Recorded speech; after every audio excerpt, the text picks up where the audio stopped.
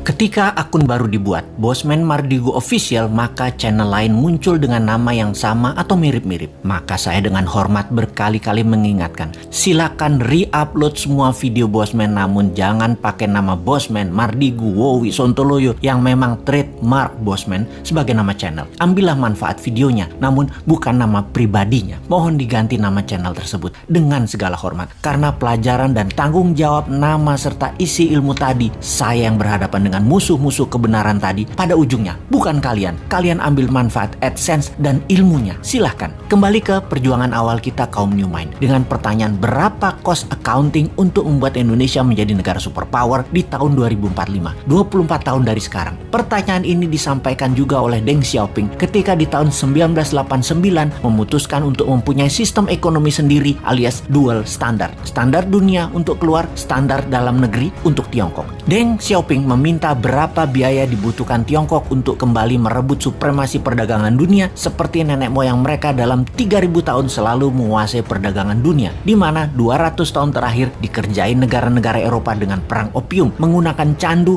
untuk membuat goblok otak 30 juta rakyat Tiongkok dan juga pejabatnya. Lalu perdagangan Tiongkok dikendalikan Eropa sekian lama. Pertanyaan Deng Xiaoping tadi di tahun 1989 dijawab, dan benarlah 20 tahun setelahnya Tiongkok menjadi negara maju, dan 20 tahun kemudian, yaitu sekarang, Tiongkok menjadi kekuatan yang ditakuti. Pertanyaan awal kita, berapa cost accounting untuk membangun Indonesia untuk menjadi negara superpower di tahun 2045 itu? Hal itu sangat penting. Berapa modal yang dibutuhkan? Berapa dana yang dibutuhkan? Dan itu harus diketahui sekarang. Semua itu akan kita ciptakan dananya serta pekerjaannya untuk 100% warga Indonesia. Kita lompat ke tahun 2030 ke depan. Di tahun 2030 atau kurang dari 9 tahun lagi, dari saat ini dunia menjadi lain dengan dunia yang kita kenal 100 tahun terakhir. Pandemi 4 tahun hingga tahun 2025 merubah 60% kehidupan manusia. Teknologi bioengineering, biomedical, menggeser DNA dan RNA manusia membuat manusia menjadi super karena lawannya penyakit juga menjadi super. Penyakit bawaan atau penyakit karena virus bermutasi. Manusia pun bermutasi dengan perubahan genetik tubuh manusia dipicu dengan growth factor biomedical. Di sisi lain, secara politik, kalau Amerika tidak hantam secara militer negeri Tiongkok dalam kurang waktu 3 tahun ke depan, maka di tahun 2030 Tiongkok akan menjadi negara superpower nomor 1. Dan saya garansi Amerika tidak akan serang Tiongkok. Amerika tuh chicken sekarang. Sungguh. Kemudian komunikasi 6G dipimpin Tiongkok. Distribusi kapal niaga dan seluruh gadget serta transaksi perdagangan dikuasai Tiongkok. Kesehatan dikuasai globalis cabal. Demikian juga sumber informasi big data dan currency akan dikuasai cabalis. Kemudian kehidupan pertanian akan semakin sulit. Alam semakin gersang. Cuaca tidak bisa dibaca dan dikendalikan.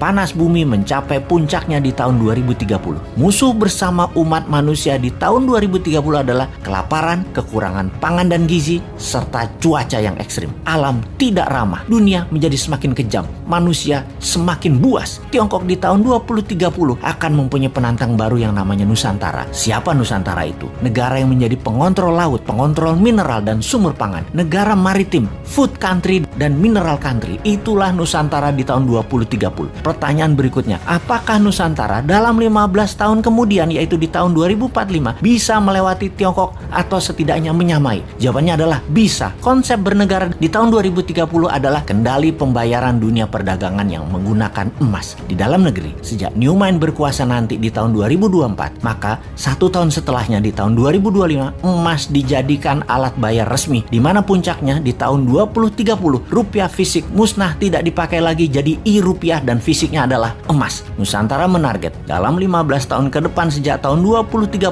transaksi dunia 50% memakai emas. Itulah awal Nusantara menjadi negara superpower di tahun 2045. Kunci penting berikutnya di periode 2045 sampai 2070, di mana dunia sepakat tidak akan ada lagi perang militer, namun semua negara berkolaborasi merubah dunia menjadi lebih baik. 2045 hingga tahun 2070, Nusantara menjadi negara superpower yang memimpin garda terdepan pejuang lingkungan hidup, kesehatan, edukasi, dan sustainable eco-living. Nusantara memimpin perbaikan alam selama 15 tahun hingga tahun 2070. Kemudian sejak tahun 2070, inilah awal perdamaian dunia 1000 tahun yang juga dipimpin Nusantara. Terlihat indah? Tidak mungkin. Ada yang berpikir begini nggak di pejabat incumbent atau oposisi? New Mind memang sontoloyo. Tapi kita semua tahu, semua impian ini pasti terjadi. Inilah mengapa video kita dan channel kita ditakuti pemahamannya. Selamat datang masa depan di tangan New Mind.